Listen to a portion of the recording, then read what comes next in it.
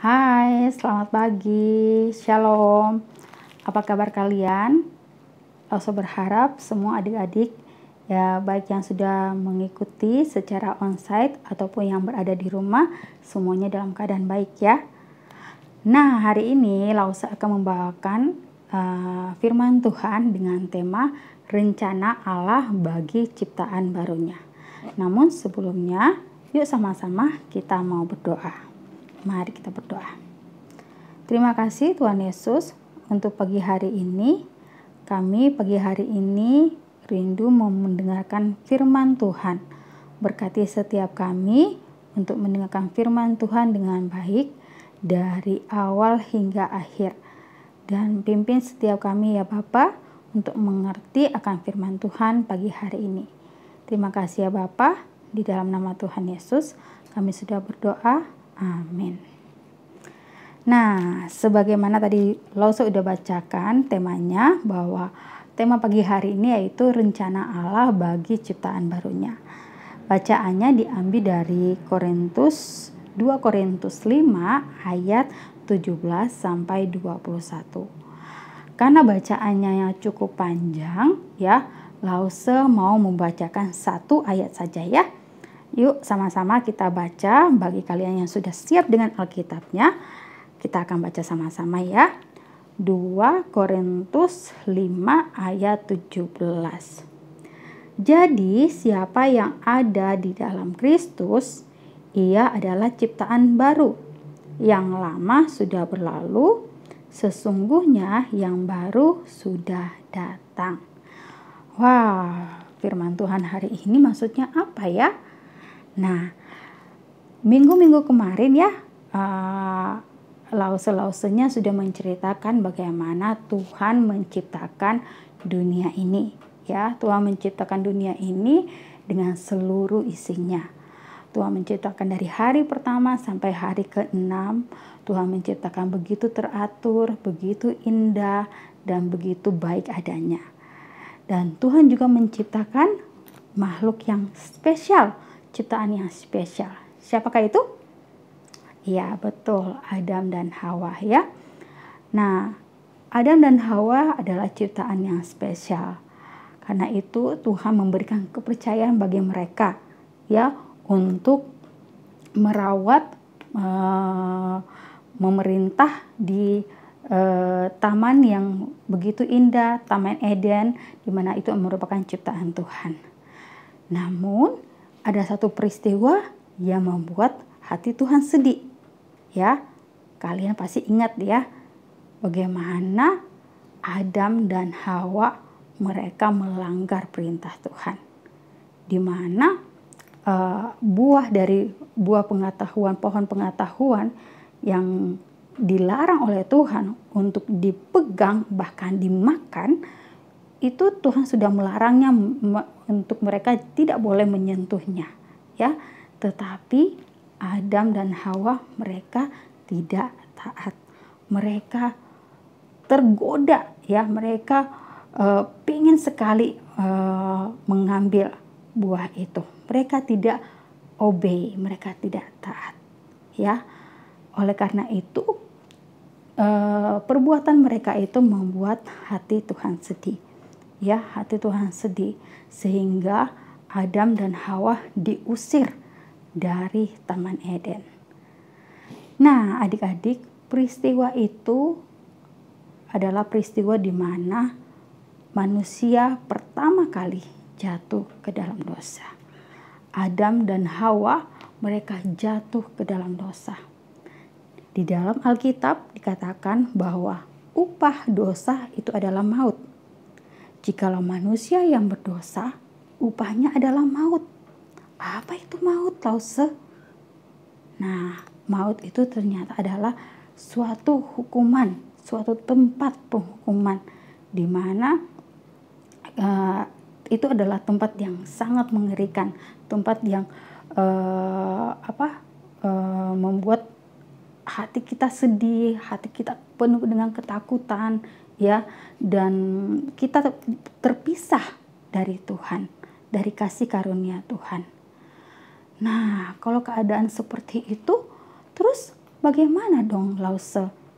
Apakah Tuhan menciptakan manusia dan semuanya jatuh dalam dosa dan semuanya dihukum? Apakah seperti itu? Nah, tentunya tidak ya.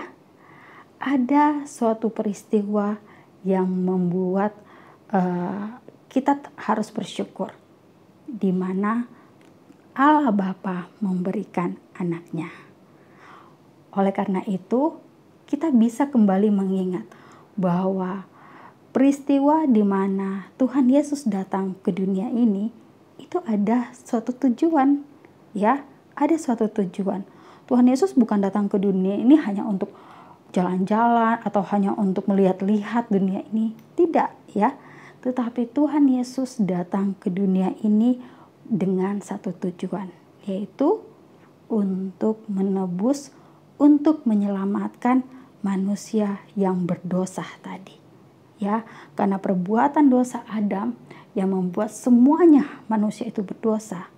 Tetapi dalam peristiwa Tuhan Yesus, orang-orang yang percaya kepada Tuhan Yesus, mereka diselamatkan. Oleh karena itu, kita bersyukur ya, karena ada peristiwa di mana Tuhan Yesus datang ke dunia ini. Dia lahir, dia bertumbuh, dia melayani, dia memperlihatkan bagaimana kehidupannya di dunia ini, memberikan teladan, memberikan contoh, memberikan dirinya buat kita. Dan peristiwa yang paling penting adalah di mana Tuhan memberikan dirinya disalibkan. Padahal yang seharusnya disalibkan siapa? Yaitu kita, karena kita yang berbuat dosa. Tetapi Tuhan memberikan dirinya disalibkan. Tuhan memberikan dirinya untuk dihukum. Supaya apa? Supaya kita diselamatkan. Waktu Tuhan Yesus disalibkan, Tuhan Yesus mati. Dia tidak mati selama-lamanya. Kita tahu bahwa di hari yang ketiga, Tuhan Yesus itu bangkit. Dan itu adalah peristiwa yang seharusnya membuat kita kagum dan melihat bersyukur ya, bahwa Tuhan Yesus itu tidak mati selama-lamanya. Tetapi Tuhan Yesus itu bangkit, Tuhan Yesus itu hidup. Nah, bagi setiap kita yang percaya kepada Tuhan Yesus, kita juga akan mengalami seperti itu. Di mana tempat Tuhan Yesus itu naik ke surga, menyediakan tempat yang baru buat kita. Kita adalah ciptaan baru di dalam dirinya. Kita diberikan hati yang baru, hati yang diisi oleh Tuhan, hati yang bersih, hati yang baru. Yang tadi hatinya kita kotor, ya, yang tadi hatinya kita kotor, yang karena perbuatan dosa. Tetapi kalau kita percaya sama Tuhan Yesus, kita diberikan hati yang baru, hati yang selalu diisi oleh Tuhan. Nah, untuk itu adik-adik, di saat kita sedih, di saat kita berkeluh kesah, di saat kita sakit, kita mau berbicara kepada Tuhan. Kita mau ngomong aja sama Tuhan, ya.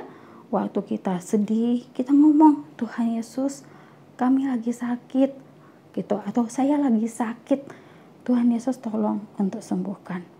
Waktu kamu lagi sedih, mungkin kamu susah mengerjakan PR, kamu ngomong aja sama Tuhan. Waktu kamu mendapatkan hadiah atau sesuatu yang kamu senangi, itu juga kamu ceritakan sama Tuhan. Kamu ngomong sama Tuhan.